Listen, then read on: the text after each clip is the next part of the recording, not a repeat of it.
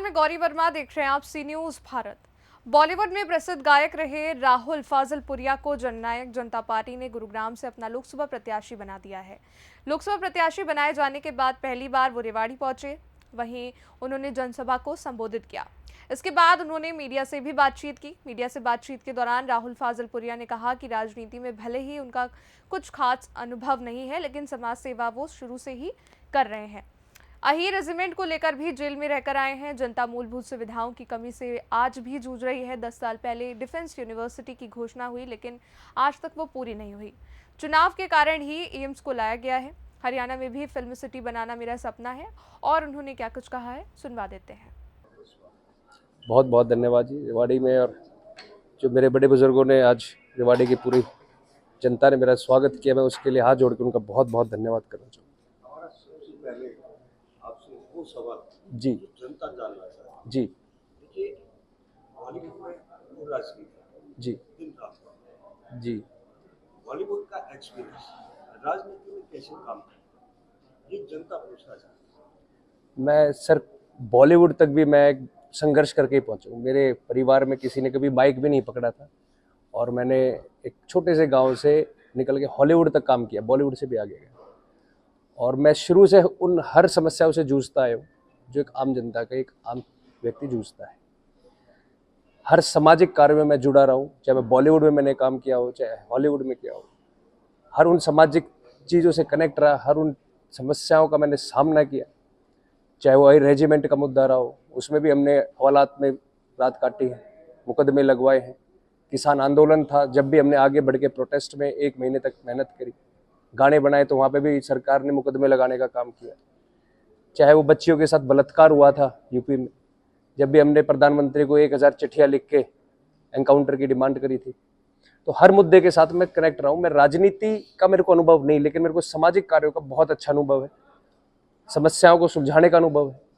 मेरे विचार जो है, सोच जो है, वो एक ये नहीं है कि मैं राजनीति में, मेरे सोच और विचार ये है कि जो समस्याएं हैं इनसे कैसे कंपटीशन में जीता जाए। चुनाव मुद्दों पर लड़ा जा रहा है जी, अब क्या मुद्दे होंगे कि आप जनता के बीच में जाएंगे, तो जनता क्यों वोट देगी? सर मुद्दे पिछले 20 साल से हैं। मैं नए मुद्दे गिनवाने लग जाऊंगा तो शायद 1 घंटा लग जाएगा, लेकिन मैं वो मुद्दे गिनवाता हूँ जो एक आम आदमी को चाहिए। 75 साल हो गए हमें आज़ाद हुए, लेकिन आज ही में हमारे पास मूलभूत समस्याओं के प्रति जूझे पड़े। कोई भी हमारे पास फैसिलिटीज़ नहीं है, चाहे वो सरकारी स्कूल हो, चाहे वो सरकारी हॉस्पिटल हो, चाहे बस स्टैंड हो, रोड, गलियाँ, गाँव के अंदर कूड़ों का ढेर लगा दिया गया। यूनिवर्सिटीज़ की बात करें तो हमारे पास यूनिवर्सिटीज़ नहीं है। अगर हमें अपने एडमिशन दिलाना हो बच्चों को तो डोनेशन देना पड़ता है, सिफारिशें लगानी पड़ती हैं। अगर घर में किसी को हार्ट अटैक आ जाए, कोई बड़ी बीमारी हो जाए, कैंसर जैसी, तो अस्पतालों के अंदर फ़ोन करा के इमरजेंसी में एडमिट कराते, बिना सिफारिश के तो अस्पतालों में भी आज एंट्री नहीं है। तो क्या वो सरकारी हॉस्पिटल में और इनमें स्कूलों में नहीं थी वो चीज़ें? हम बात करें 10 साल पहले एक डिफेंस यूनिवर्सिटी की घोषणा हुई थी, आज तक उसके ऊपर कोई काम नहीं हुआ। एम्स हॉस्पिटल अभी चर्चा में दोबारा आ गया क्योंकि इलेक्शन आ गए थे, नहीं तो उसके ऊपर भी कोई काम नहीं हुआ। पार्किंग बना दिया। गुड़गांव के अंदर एक हॉस्पिटल है, उसको भी तोड़ के पार्किंग बनाने का काम कर। तो जितनी भी सरकार की सुविधाएं हैं जो एक सांसद को पिछले 15 साल के अंदर देनी चाहिए थी, 20 साल के अंदर देनी चाहिए थी, उन पे कभी काम ही नहीं हुआ। मैं नई समस्या गिनवाना चाहूँ कि युवा का रोजगार, युवाओं को एक सही दिशा देने के लिए मैं जिस इंडस्ट्री से आता हूँ, मैं चाहता हूँ कि यहाँ पे एक फिल्म सिटी हो हरियाणा के अंदर। तो हमारे हरियाणा के अंदर इतना आर्टिस्ट है, इतना टैलेंट है। कहते हैं पंजाब में सुना था कि हर घर में कलाकार है, मैं कहता हूँ हरियाणा के हर घर, गली, मोहल्ले में कलाकार है। अगर एक फिल्म सिटी इस्टेब्लिश करी जाए अच्छे तरीके से, उसकी सरकार सपोर्ट करे, तो हमारा युवा एक सही दिशा में जाए, नशे से दूर हो। आज नशे की तरफ जा रहा है, क्यों? मजबूरी है, क्यों? कोई दिशा निर्देश नहीं है, स्कूल नहीं है, यूनिवर्सिटीज़ नहीं है, काम करने को कोई काम नहीं है। तो मेरे सीधे सीधे विजन से महिला की सुरक्षा को लेकर हम देखें हरियाणा के अंदर कितने केसेस आ रहे हैं, रेप को लेके हो, छेड़खानी को लेके हो, रात को निकल नहीं सकते। अगर महिलाओं को हम अच्छी शिक्षा देने का काम करें तो आज IAS अफसर बिहार से ज़्यादा हरियाणा के अंदर से। देखिए, केंद्रीय मंत्री राघवेंद्र सिंह जी, एक कदावर नेता है, जी। 5 बार सांसद रह चुके हैं गुरुग्राम लोकसभा। जी कहीं ना कहीं चुनौतियां जरूर होंगी गुरुग्राम लोकसभा से आप चुनाव लड़ने। सर, चुनौतियाँ उनके लिए है, मेरे लिए नहीं है। चुनौतियाँ उनके लिए है, हर वोटर को उनको जवाब देना है कि उन्होंने पिछले 20 साल में करा क्या है। उनके लिए चुनौतियाँ हैं कि जब जिन गलियों में वो निकलेंगे वहाँ पानी भरा हुआ है, वहाँ पे छींट लगने वाली है उनके पैरों में। चुनौतियाँ उनके लिए है कि जिस रोड पे उनकी गाड़ियाँ निकलेगी वहाँ गाड़ियाँ कम है, खड्डे ज़्यादा है। चुनौतियाँ उनके लिए है जब जनता जाके उनसे जवाब मांगेगी आपने हमारे लिए करा क्या है।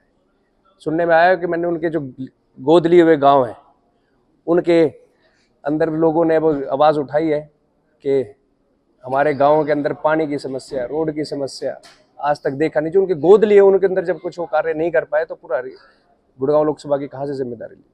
राजनीति के अंदर आपका बड़ा एक्सपीरियंस नहीं है, लेकिन समाज सेवा में है। जी। जिस तरीके की भाषा का प्रयोग राजनीति के अंदर रखते जा रहा है, कितना सभ्य मानते हैं? भाषा का प्रयोग देखो सबका अपना बोलने का तरीका है। मैं अपनी बात कर सकता हूँ, मैं बता सकता हूँ कि मैं जो युवा की बात है, जो युवा का समझने का तरीका है, जो उनका भाषा का तरीका है, मैं उस पर उन तरीके से बात करूँ। 2019 के चुनाव भाजपा और जसपा का गठबंधन था जी और भाजपा को सपोर्ट किया तो सरकार बनी। जी। इस बार किस पायदान पर देखते हैं भाजपा और जसपा को, क्योंकि दोनों आप गठबंधन में। अच्छा देखो, जजपा बड़े अच्छे नंबर से बड़े अच्छे सांसदों के साथ अब की बार सरकार बनाएगी, आपको देखने को मिलेगा।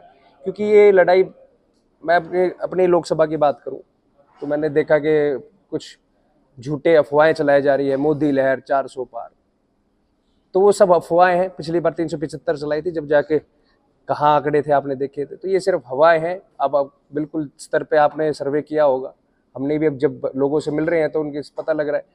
मंदिर का मुद्दा उठाते, मैं कहता हूँ मंदिर, मस्जिद, गुरुद्वारा, ये तो हमारी आस्था है।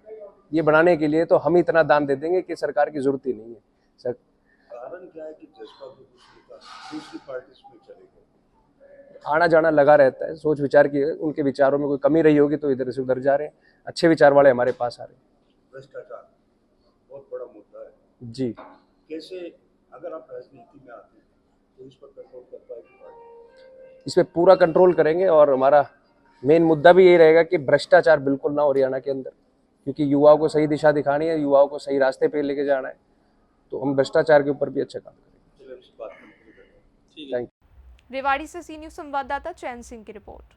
इस रिपोर्ट में बस इतना ही। देश और दुनिया की बड़ी खबरों के लिए देखते रहिए सी न्यूज़ भारत।